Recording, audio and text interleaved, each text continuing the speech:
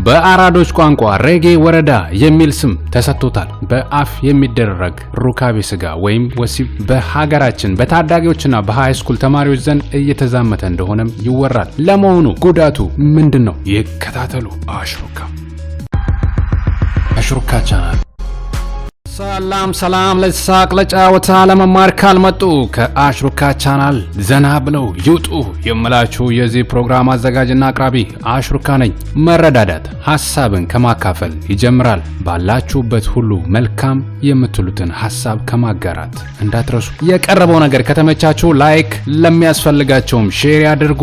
ፈታ በሉልኝ። አቦ የመቻችሁ። የምን መደባበር ነው? ሳይንሱካ በአሽሩካ ጀመረ። አሽሩካ የምርጦች ምርጫ።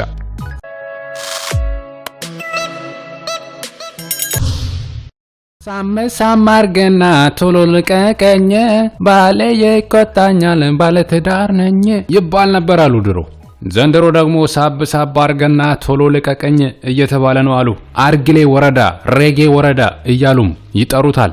አሽሩካ ምኑን አመጣህብን ደግሞ ወያንተ ነገር ብላችሁ ይሆናል። እንኳን ለማውራት ለመስማትም ግራ የሚሆንባችሁ ሰዎች እንዳላችሁ እረዳለሁ። ወይ ስምንተኛው ሺህ አለች አያቴ ነፍሷን ይማረውና ርዕሱን ስታዩ ሁላ ያቅለሽለሻችሁ ትኖሩ ይሆናል። ምን ይደረግ ዘመኑ ነዋ። በአፍ የሚደረግ ወሲብ እንደ ባለሙያዎች አገላለጽ የአፍ ወሲብ ወይም ኦራል ሴክስ የሚባለው ወንዱ ወይም ሴቷ ብልቶቻቸውን ወይም የመራቢያ አካላቸውን በአፋቸው ወይም በምላሳቸው በመነካካት ሩካቤ ስጋ ሲፈጽሙ ነው። ምላስ ለምን ይጠቅማል? ለመቅመስ ብለሽ የተማርሽ አዳሜ። አምስቱ ህዋሳት ተግባራቸው እንግዲህ የተገለባበጠ ይመስለኛል። በአሜሪካ 85% የሚሆኑ ከ18 እስከ 44 ዕድሜ ክልል የሚገኙ ግለሰቦች በህይወት ዘመናቸው ቢያንስ አንዴ ከተቃራኒ ጾታቸው ጋር የአፍ ወሲብ እንደፈጸሙ ጥናት አረጋግጧል። በተጨማሪም ከ2007 እስከ 2010 በተጠና ጥናት ከ15 እስከ 17 ዓመት የሚገኙ ታዳጊዎች 33% ከተቃራኒ ጾታቸው ጋር የአፍ ወሲብ አከናውነዋል ይላል ያገኘው ጥናት። በእኛ ሀገር ይህ ነው የሚባል ጥናት የተደረገበት መረጃ አላገኘውም። ለነገሩ እኛ ሀገር ገና ስለምንበላውና ስለምንጠጣው ጥናት አላደረግንም። ወቸው ጉድ አለ። ሆኖም ያው ታዳጊዎች በተለይም ሃይ ስኩልና እታች ክፍል የሚገኙ ወጣቶችና ታዳጊዎች በመደፈርም ይሁን በሌላ ድርጊቱን እንደሚያከናውኑ ውስጥ ለውስጥ ይወራል። የሆነ ሆነና በአፍ የሚደረግ ወሲብ የሚያስከትላቸው ጉዳቶች ምንድናቸው? አንደኛ ካንሰር ያስይዛል። እንዴት? ምን አይነት ካንሰር? እንደ አሜሪካን ካንሰር ሶሳይቲ ገለጻ በአፍ የሚደረግ ወሲብ ለጉሮሮና ለአፍ ካንሰር ኦሮፋሪንጂያል ካንሰር ይዳረጋል። ይህም ኤችፒቪ ሂዩማን ፓፒሎማ ቫይረስ በተባለ በሽታ አስተላላፊ ቫይረስ የሚከሰት ነው። ይህ ድርጊት በሚከናወንበት ጊዜ ማለትም ሴቷ ወይም ወንዱ ተግባሩን ሲያከናውኑ እሷ ወይም እሱ የጉሮሮ ወይም መሰል ካንሰር ተጠቂ ከሆኑ በኤችፒቪ ቫይረስ አማካኝነት ይተላለፋል ይላሉ ባለሙያዎቹ። ከመቶ የሚበልጡ ኤችፒቪ የተሰኙ ቫይረሶች የሚገኙ ሲሆን ከነዚያ ውስጥ 15ቱ ለካንሰር ያጋለጣሉ ይላል የተገኘው ጥናት። በእርግጥ ይህ ቫይረስ በብልትና በመቀመጫ በኩልም በሚደረግ ወሲብ በሽታ አስተላላፊ ቫይረስ ሲሆን ከማህፀን ከፊንጢጣና ከወንድ ብልት ካንሰር ጋር ይገናኛል። የአፍና የጉሮሮ ካንሰር ምልክት ከሆኑት ውስጥም ከ3 ሳምንት በላይ የሚታይ የአፍ እብጠት፣ ደም መሰልና ነጫጭ በምላስ ላይ የሚታይ ነጠብጣብና በሚዋጥበት ጊዜ ጉሮሮ ላይ የሚሰማ ህመም ሊጠቀሱ ይችላሉ እንደ ባለሙያዎቹ ገለጻ። ሁለተኛ ለተላላፊ በሽታ ኢንፌክሽን ያጋልጣል። በአፍ የሚደረግ ሩካቤ በግብረ ስጋ ግንኙነት ለሚተላለፉ ኢንፌክሽኖች ወይም በሽታዎች sexually transmitted infections or diseases ያጋልጣል። እንደ CDC በሽታ መከላከያና መቆጣጠሪያ ማዕከል Center for Disease Control and Prevention አብዛኛው STD በዚህ ድርጊት ይተላለፋል። በሽታውን በአፍ በጉሮሮ በብልት ላይ ይከሰታል። ከተላላፊ በሽታዎቹም ክላሚዲያ፣ ጨብጥ፣ ቂጥኝ፣ ሄርፐስ እና ከላይ ገለጽኩላችሁ በኤችፒቪ የሚተላለፈው ይጠቀሳል። ከዚህ ጋር ተያይዞ ሊነሳ የሚችለው ሌላኛው አንገብጋቢ ጥያቄ በአፍ የሚደረግ ወሲብ ለኤችአይቪ ያጋልጣል ወይ የሚለው ነው። በእንግሊዝ ተደረገ የተባለ ጥናትን ጠቅሶ ኔት ዶክተር ድረገጽ እንደዘገበው ኤችአይቪ ኤድስ ከተያዘ ሰው ወደ አልተያዘው በአፍ ወሲብ አማካኝነት ይተላለፋል። ስለዚህ አዎ ነው መልሱ። ባለሙያዎቹ እንደሚያስረግጡት በአፍ በሚደረግ ወሲብ አማካኝነት የኤችአይቪ በሽታ ይተላለፋል። ለመሆኑ መፍትሄው ምንድነው? ማንኛውም የሩካቤ ስጋ አስደሳችና ጤናማ ካልሆነ አለማድረጉ ይመከራል። በሃይማኖትና በባህል ምክንያት የማይመቸን ነገር እምቢ አልፈልግም ማለት በግልጽ መወያየት የናንተው ኃላፊነት ነው። የሚጎዳችሁ ለይታችሁ አስወግዱ። ስለዚህ ለይቶ መጠቀም አንደኛው መፍትሄ ነው። እንደዚህ አይነት ጥያቄ ሊቀርብልሽ እንደሚችልም ከማወቅ ይጀምራል። ፍቅርን ከሚፈትኑ ዋና ጉዳዮች በወሲብ ላይ የሚከሰቱ እንደዚህ አይነት አለመግባባቶች ናቸው። እሱ ይፈልግ ይሆናል፣ አንቺ አትፈልጊ ይሆናል፣ አንቺ ትፈልጊ ይሆናል፣ እሱ አይፈልግ ይሆናል።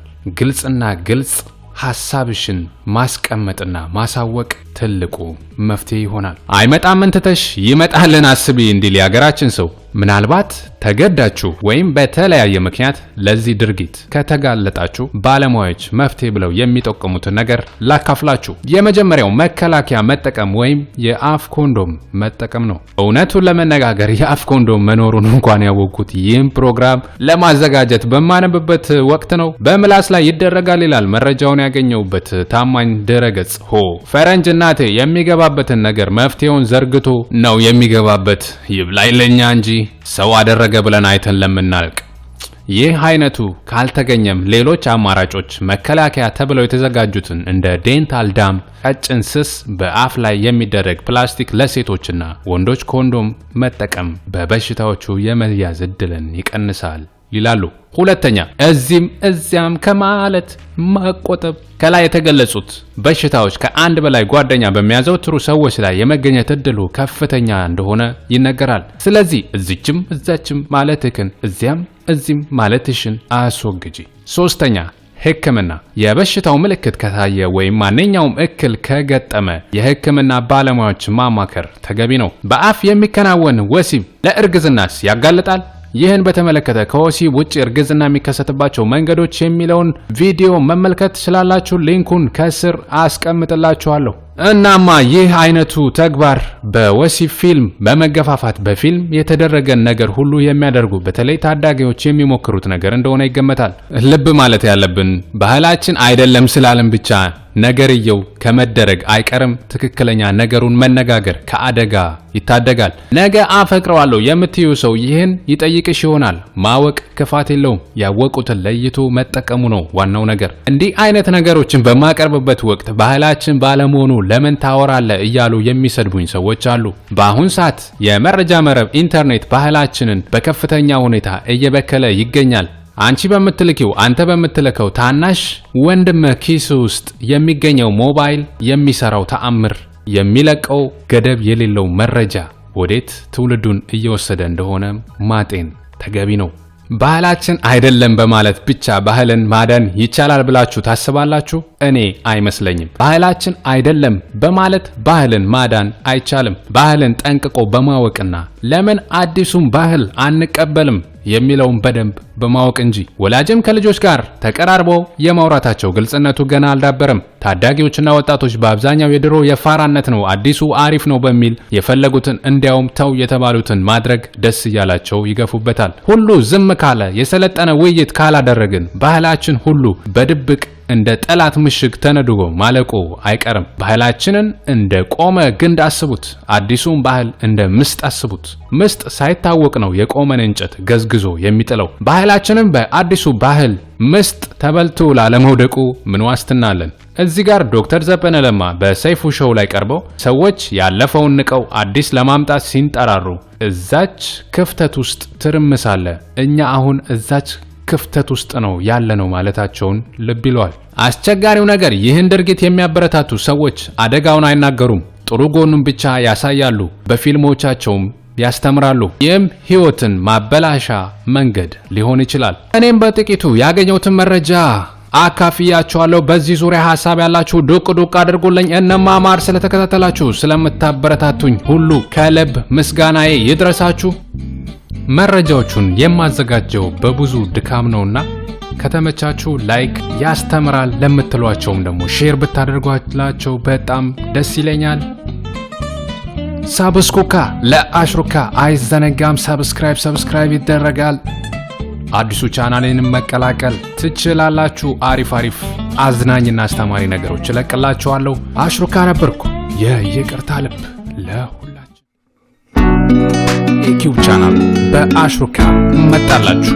ፈንድቅድቅ የምትሉበት፣ የተለያዩ መረጃዎች የምታገኙበት፣ ዕውቀታችሁን የምታሳድጉበት፣ ራሳችሁን የምትለውጡበት የናንተው የምንጊዜም ምርጫ የሆነውን አሽሩካ ቻናል የማቀርብላችሁ ሌላ አዲስ ቻናል ይዤላችሁ ብቅ ብያለሁ። ይመቻችሁ። እዚህ ያለሁት በእናንተ ምክንያት ነውና ሰብስክራይብ ስላደረጋችሁ ከልብ አመሰግናለሁ። ዩቲዩብ ቻናል የናንተው ምርጫ